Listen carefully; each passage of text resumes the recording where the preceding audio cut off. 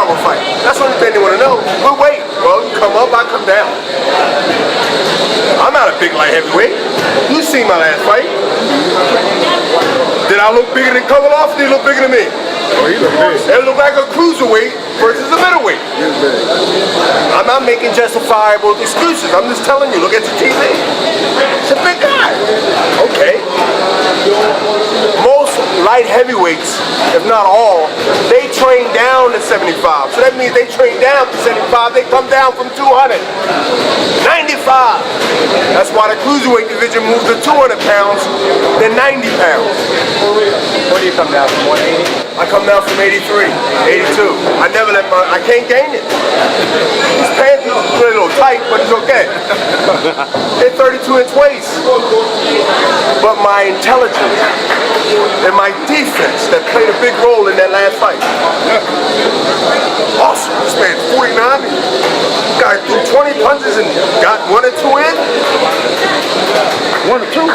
He wasn't supposed to get hurt. He wasn't supposed to get hurt, but he got hurt by you. How did it happen? 9th round, I said, oh, he ready to do it again. You see that right hand, left hook?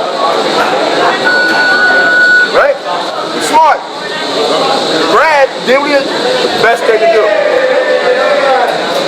But I built such a reputation, justified reputation. You don't count for no Hopkins out until the bell ends. I'm not getting knocked out. We need fighters that have that same venom and that same spirit that take the fights and not listen to advisors and all these other people sitting back looking out for themselves first, under the disguise of looking out for the fighters, and tell them that they should not fight this guy, but they should fight that guy because it's their commercial interest first in disguise of the fighter's interest. I've seen it. I've been there, done that. So when fighters now in any division, in boxing, and this when I become not the policeman in boxing, but I become a pain in the ass and some are cancer. Because I'm saying out to the fellow fighters, whether you're with us or not with us, I'm setting the stage they give y'all right now Pascal and Kovalev. Because Pascal and Kovalev understands, at least Pascal understands, that hey, Bernard Hopkins stepped up, made him step up from our 14th. Yeah. So we now starting to see a movement. That's what I've been doing my career. I've been the Satchel Paige in boxing. I've been the guy of the Jim Browns and the Bill Russells in their era when they said, wait a minute, we playing for y'all, we black and y'all calling us these names?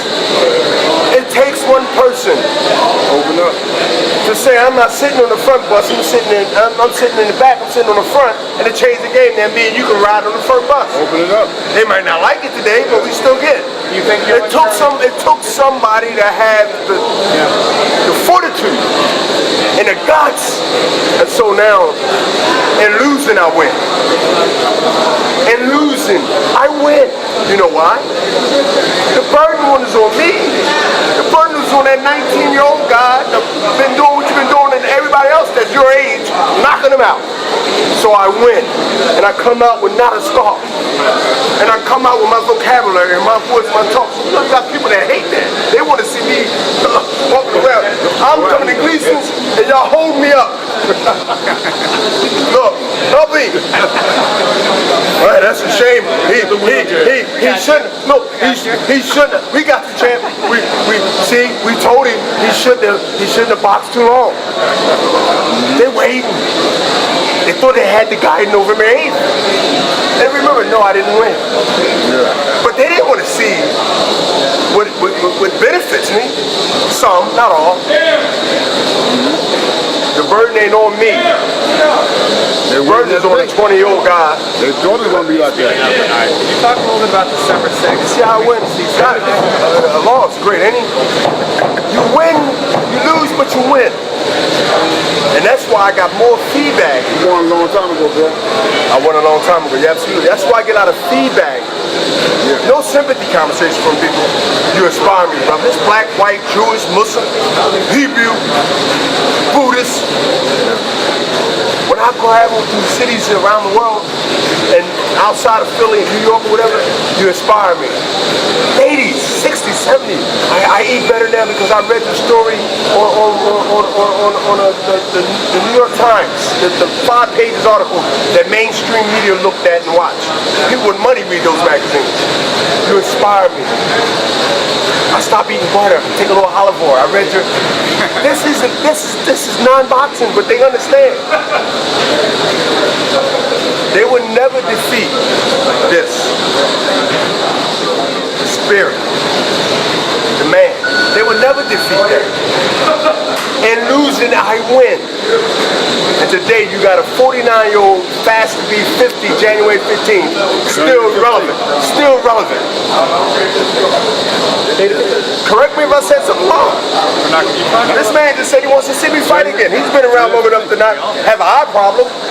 And I think he's man enough to tell me that out of respect, not to say I want to see you fight, just to say it because I've been around him. We might disagree to agree in the past. But he understands that, yo, right now, from November 8th, you still got fighting. And he's right. But it has to be not right per se, but it has to be something I want to do. If it was about money, it has to be right that way. But it ain't about that with me because I can grab a check and go in there and get what happened to me, what I never avoided, what I always avoided is I'm going in for the wrong reasons. I never go in a situation for the wrong reason. And the wrong reason, the last time I remember doing that, is when I did the 5 years in the penitentiary. You go in a situation and the wrong reason is never good. It's never good. It has to be for the right reason. And the right reason, if I want to do a show, say goodbye to my fans, if I want to be the Bootsy Collins or the Marvin Gaye or the famous group, and say you got one more time to see this famous rock band that you might like or you might not like, or R&B or whatever, you got last time to see this group or this solo artist, one last time, come see me when that time comes, if it be that way. That's how I will celebrate it, and that's how I will be celebrated, and that's how I will want it. It will be a situation, if I do, that I want anybody that can get there to see the last time, see the Beatles, if you like the Beatles, if you like the OJs, if you like the Jacksons now or the Jacksons back then. This is time to come see it, buy your ticket. That's how I would want to be leaving out of the game. On that level, not a level of microphone, win or lose. What are you going to do, Bernard? Well, I'm not going to cheapen myself and retire on TV. See, the ring normally retires the ones that stay around too late.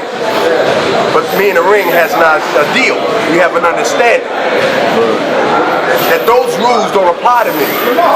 Because I'm smart enough to leave out before I get burnt. That's always been my thinking. You know your limits. I definitely know my limits. Other people don't. That's why. Well, other people want to put limits on you. So other people do know what they think your limits are. And they put limitations on you. And it's up to us in business, in sport, in life to prove wrong what they might think you know or don't know or do or don't do. That's all been my makeup. That's why you keep proving them wrong. I just wanted to come out. Listen, who thought? My whole objective was to come out in 1988 out of the penitentiary, Brady Ford State Penitentiary. Right. It's like Rollway in New Jersey. And stay out of trouble and walk off this 9 years parole. Now all this ain't not an accident that happened to me, obviously, because hard work pays off. But that was my whole idea. How the hell I'm gonna stay out of jail in 1988 to the 90s in the drug crack era, where everybody's getting money and nobody's working? That was my whole objective. That's when I became champion, when I did that. When I gave him 9 years on the street without a parking ticket. That's your field. That's when I became world champion. They think it was when I beat 95, when I beat Segundo Mercado, when I beat Tito in 2001, post 9/11. They thought when I beat Oscar, when I beat... No, I ain't become champion there. I go deep, I take them back. I became champion, and some could understand that. Some be like, oh, wait a minute, that's pretty deep. And some new jacks from the city would say, well, I ain't know you went, I ain't know that happened. I said, yeah, that's when I became champion to me, in my mind. I got the belt then. I said all this other stuff was just extra. I just went above beyond people's expectations. Talking to you as the role model. Pretty deep, man. I got something You're for always him. deep. You could go for I got hours. something for him after this game is over. I'm on a whole new trip with something else. Watch. Talking about you being a role model, I'm wondering if you Vocabulary, my senses are still intact. maybe could encourage Pacquiao and Mayweather to both come to that table and find that common ground and make that fight. I'm wondering if you stepping up to fight Kovalev maybe could be an influencer on those guys. Well, as far as with Pacquiao, with Pacquiao and Mayweather, I think that smart business people and understanding will come to their minds to be able to do what it takes to make the fight happen. I think it's a lot at stake financially, and there's a lot at stake historically in boxing. So like anything, I think that the role play and the foreplay has wind down to now real talk and real business. What are 4 or 5 years of whether they go on a fight or not going to fight? I think it's coming to the hit, whether it's going to be or not. I think it's coming to the point now that it is. And one key thing is the fans has the power. Know why? Because at that level of pay-per-view, and you banking on getting certain numbers where everybody's happy versus the networks. They want to recoup some of their money, if not all. And they definitely want to make a profit for the bonus. When you got people churning off those TVs or not buying those pay-per-views, and they sending a message. And they sending a message that, you know, we'd rather see you fight this person than that person. Now we're going to show our power and our voice by not buying the fight. And so the fans are catching on. The fans should never be underestimated, even though some people in boxing do. I don't, because I know that they really are the power brokers when it comes to whether you can sell a fight or whether you can promote a fight and get the results at the end. And they call numbers, and they call how they recoup what they put out. So you put out investment to build a big fight, and if nobody tune in, it's a bad investment. They don't recover. And so the fans now are saying to Floyd and to the boxers that's call themselves the best, listen, you can fight whoever you want to fight, whether it's American or anybody else, and all these good fighters working to be great. But we're going to show you that what you're expecting to get 1.2, 2 million views, 1 million views, we're not going to give you that. So when you see a fight happen and you don't see them run out to put the numbers of what the fight did on pay-per-view, that tells you that they didn't do well. Breaking even is not doing well in business. I got over 50 properties in Philadelphia. I know with breaking even, it's not you're celebrating, right? You're not totally bummed out, but it's, you're not celebrating. I believe the fight has a 50-50 chance on happening. Based on some personal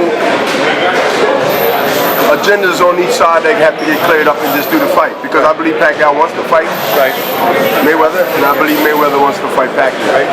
To prove that he could beat him now, and he could have beat him way before we started really seriously talking about it. And I want to see the fight. You do? I want to see the fight. I want to see the fight 4 years ago, 3 years ago, and I want to see the fight even now. And I really believe it's going to happen. And listen, both guys really want. Yes.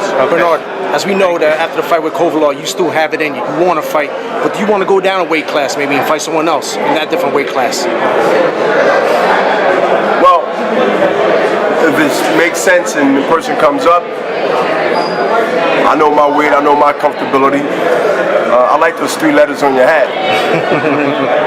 I'm just saying, I just like the it stood in front of me. They gold, they just didn't.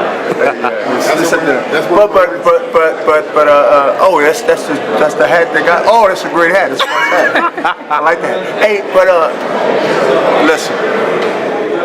Whatever I do, I'm telling you, I'm gonna be like, yo, I got props for B. Maybe you with me, maybe you're not. It's nothing personal. It's your right opinion. But it would be big, and it would be historic, and it would be something that people would say, well, you know, I'm going to watch because you never know. He's been right more than he's been wrong. So When do you expect? I would want to do it big. I will. When do you expect? January. Right around my birthday. Bernard, a couple last words for Kind of fans. tied in with the 50, man. We gotta have fun with that. Bernard, a couple last words for fans worldwide. A couple last words. My fans worldwide, the Yellingham, still alive, feel good. Everything is great. Here in New York City, Odin Boys closing out. Next to the last fight here at the Barclays Center, we're here at the Gleason's Gym, and look forward for next year for all good fights to happen. On our part, Golden Boy part, we want to make the best fights. We want to make champions fight the champions, the top contenders fight the top contenders, and hopefully this linger on as a good virus where other promoters and other players in the game that get the understanding that the fans is what we got to grab back and bring credibility back into the sport that I love, as boxing. So, starting off with myself helping make the fight with Kovalov, Sergey, the champion, the most looked upon light heavyweight in the world right now, and he earned that and deserved that. So I think people should respect that he's earned at least 90% of that respect when it comes to titles. Next year it's going to be a great year for boxing. I'm predicting it, I feel it, and I understand it. And I'm glad I played some part in getting the balls rolling to start making big fights when the Golden Boy in, and also with HBO. Thank you. Always a pleasure.